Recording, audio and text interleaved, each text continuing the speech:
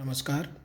मैं doctor Ghanshyam Bairwa, associate professor Sanskrit, doctor Bhimrao Ambedkar government college Sriganganagar, Rajasthan. इस व्याख्यान में मैं आपको सांख्य कारिका की 26वीं कारिका की व्याख्या करवा रहा हूँ। कारिका इस प्रकार से है: बुद्धिन्द्रियाणि चक्षुः श्रोत्र घ्राण रसनत्वगाख्यानि वाक् पाणि पाद पायूपस्थानि कर्मेंद्रियाण्याहु। इसका अन्वय इस प्रकार से देखिए: चक्षुः श्रोत्र घ्राण रसन त्वगाख्यानि बुद्धिन्द्रियाणि वाक् पाणि पाद पायूपस्थाख्यानि कर्मेंद्रियाणि आहु। इस कारिका में 5 ज्ञानेंद्रियां और 5 कर्मेंद्रियां, जो कि अहंकार नामक तत्व से उत्पन्न होते हैं, और एक मन, ये 11 इंद्रियां उत्पन्न होती है। परंतु यहाँ पर 5 ज्ञानेंद्रियां और 5 कर्मेंद्रियां का नामोल्लेख करते हुए किस प्रकार से ज्ञानेंद्रियां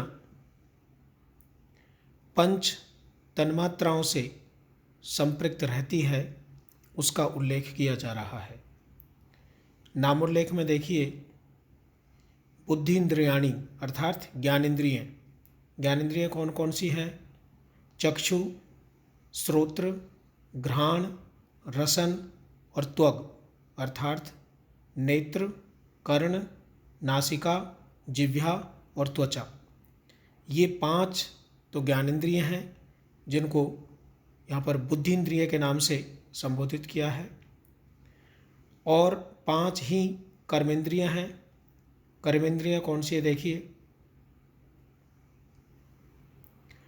वाणी अर्थात वाक, पाणी अर्थात हाथ, पाद अर्थात पैर, गुदा एवं उपस्थ अर्थात जननेंद्रिय नामक इंद्रियों को कर्मेंद्रिय के नाम से जाना जाता है।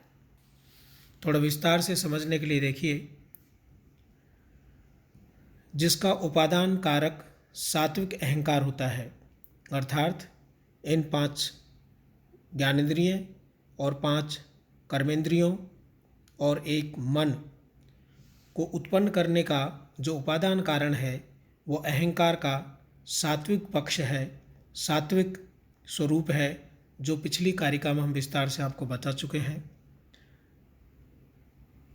वह इंद्रिय होता है, और इंद्रिय 2 प्रकार की होती है, ज्ञानेंद्रिय और कर्मेंद्रिय। ये दोनों प्रकार की इंद्रियां इंद्र अर्थात आत्मा का चिन्ह होने के कारण, यहाँ पर इंद्र किसको कहा गया है? आत्मा को। और आत्मा का चिन्ह होने के कारण इन इंद्रियों को इंद्रिय कहा जाता है। इंद्र अर्थात आत्मा का चिन्ह होने के कारण ये इंद्रिय कहलाती है। ये प्रश्न कई बार प्रतियोगी परीक्षाओं में पूछा जाता है कि इन्हें इंद्रिय क्यों कहते हैं। उसका उत्तर है कि इंद्र अर्थात आत्मा का चिन्ह होने के कारण इन्हें इंद्रिय कहा जाता है। वे अपने चाक्षुष आदि नामों से अभिहित की गई है, अर्थात नेत्र आदि नामों से उनको अभिहित किया गया है। इनमें रूप का ग्रहण करना जिसका ज्ञापक है वह नेत्र है, अर्थात 5 तन्मात्राओं में से रूप को जो ग्रहण करता है वह चक्षु है। और चक्षु जो है उसका रूप उसका ज्ञापक है। रूप का ग्रहण करना जिसका लिंग या ज्ञापक है वह चक्षु नेत्र है, अर्थात रूप ग्रहण करने से जिसकी सत्ता ज्ञात होती है, और इस प्रकार रूप का ग्रहण करना जिसका कार्य होता है वह नेत्र होता है।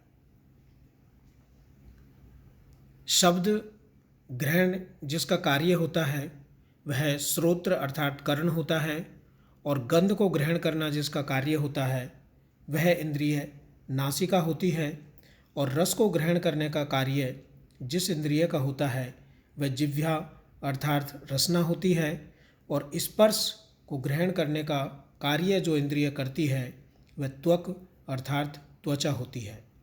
ये ज्ञानेंद्रियों के नाम है, और वाणी आदि जो कर्मेंद्रिय हैं इनके जो कार्य हैं वह आगे की 28वीं नंबर की कारिका में इनके कार्यों को बताया जाएगा। यहाँ पर रूप को जो ग्रहण करता है वह चक्षु होता है।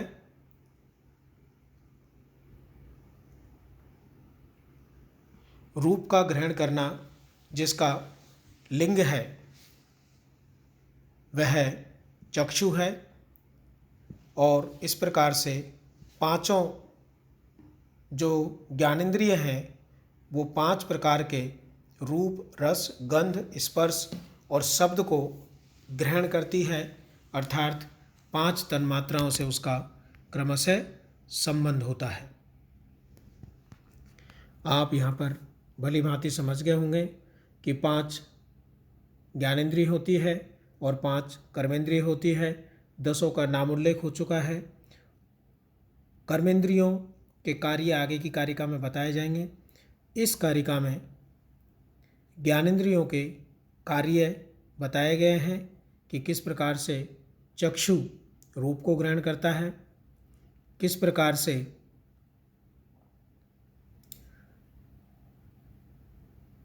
शब्द ग्रहण करने वाला इंद्रिय कर्ण है, गंध को ग्रहण करने वाला इंद्रिय नासिका है, रस को ग्रहण करने वाला इंद्रिय जिह्वा है, और स्पर्श को ग्रहण करने वाला इंद्रिय त्वचा है। ये इनका कार्य है और ये इस प्रकार से परिभाषित होते हैं। धन्यवाद।